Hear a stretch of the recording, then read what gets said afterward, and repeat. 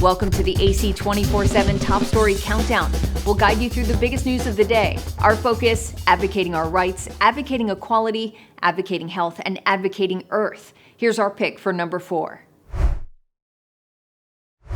She's known for her roles on screen, but Holly Robinson Peete is taking on a new part as advocate for those who suffer from overactive bladder. These symptoms were really keeping me from doing the life that I do on a regular basis. Peete says she was diagnosed with OAB about a year and a half ago after struggling with symptoms. I was just experiencing frequent urination, usually 8 or more times in 24 hours. Other OAB signs include a sudden urge to urinate that's difficult to control, unintentional loss of urine, and waking up more than 2 times in the night to urinate. Health experts say it's not just a normal part of aging. At first, the idea of having this initial conversation with my doctor felt a little embarrassing.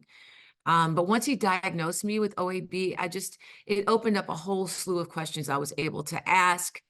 And this was great because I was able to say, okay, so how do we treat this? Treatments include healthy lifestyle choices such as limiting caffeine and alcohol, and nerve stimulation. Medication can also be prescribed. That's what helped Peete. I had to remind myself that seeking help is a step towards taking control and listening to your body and openly sharing with your doctor about what OAB symptoms you're experiencing, how they may disrupt your everyday life, and you're not alone. For Health Minute, I'm Mandy Gaither. TheAdvocateChannel.com looks at the world through the lens of equality and inclusion. Subscribe, like, and share now. AC 24/7's Top Story Countdown continues with our producer's pick for number 3. This coffee shop in Douglas County, Colorado goes by the simple name of coffee.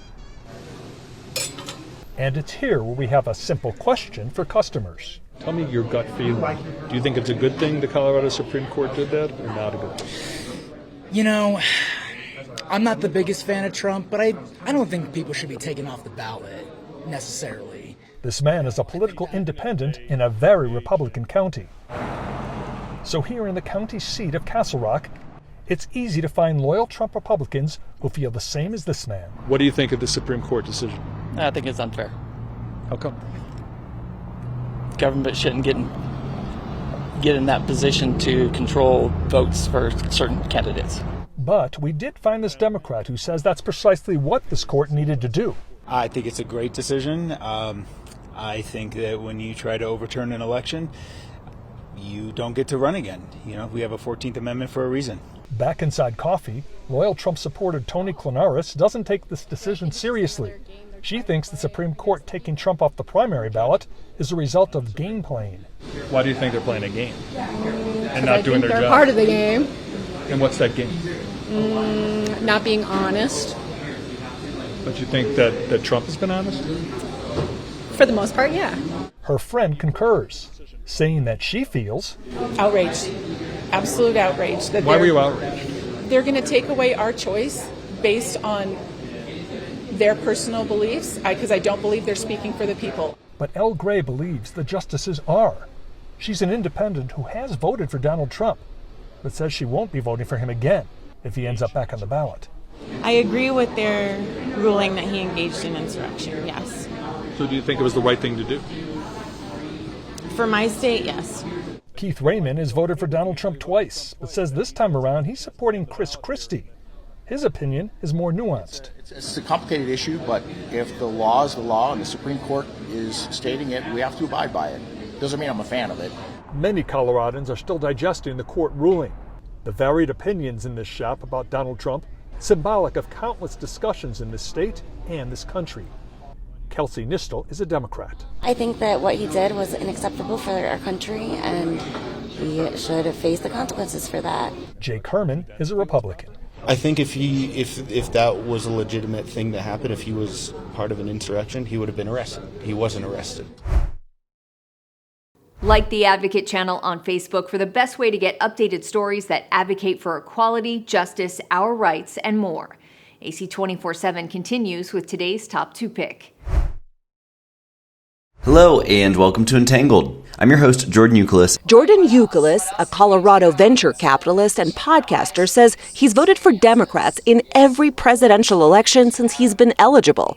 until now. So this election, I'm planning to vote for Bobby Kennedy. Euclid says he experienced a transformation of sorts during the pandemic, which changed not only his political views, but also where he gets his information. Since the pandemic started and I lost trust in a lot of the things that were being told to us by the corporate media, I started to explore more and more alternative sources of media and get more actively involved in things like podcasts. A format he thinks serves Kennedy well. I think one of the reasons that Bobby Kennedy is more successful in long-form podcasts is because he can articulate his intelligence. If I was just looking at the corporate media presentation of him, I'd probably think he was, just a conspiracy theorist, anti-vaxxer. Thank you all. Thank you very, very much.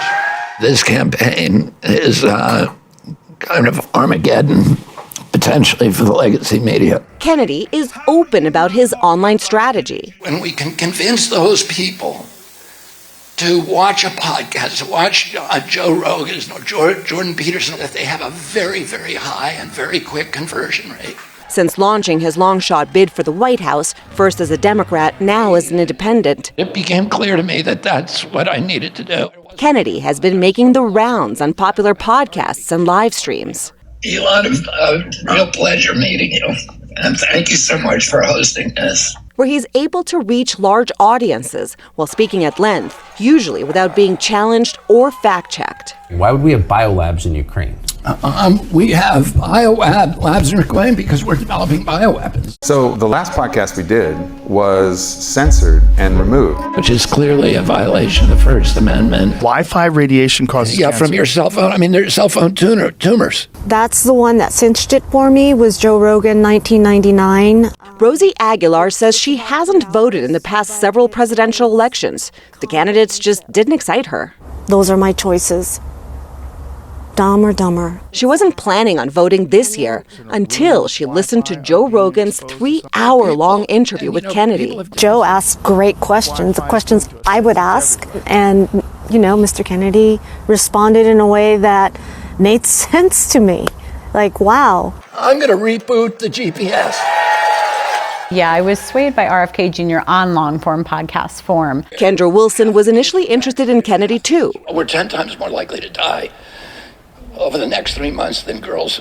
But the more she saw of Kennedy on the campaign trail, the less she liked. And it wasn't until I saw the rallies and the Zoom event, and I'm like, God, everybody's white here. Like, this isn't a solution to anything. I hear him talking about all this unity, but what I see is not unity.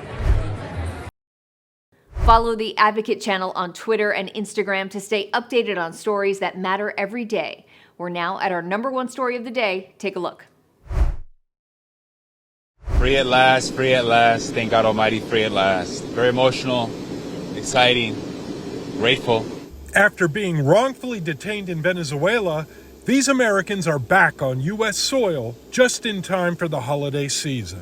Honestly, all you think about when you're in prison is how you didn't appreciate being free while you were free.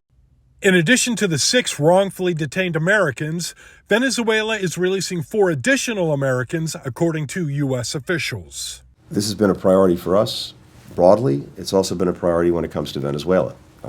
And we want to make sure that our fellow Americans are released. We are also focused on political prisoners. For the U.S. as part of the agreement, President Joe Biden granted clemency to Alex Saab, an alleged investor for Venezuelan President Nicolas Maduro.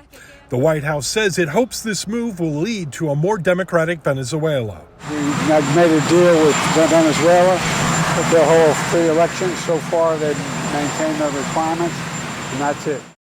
And despite this deal, the administration says it isn't resting on its laurels. So even though we can celebrate their return, the president's not willing to sit on the side while we still have Americans overseas. We have to keep pursuing that. I'm John Lawrence reporting.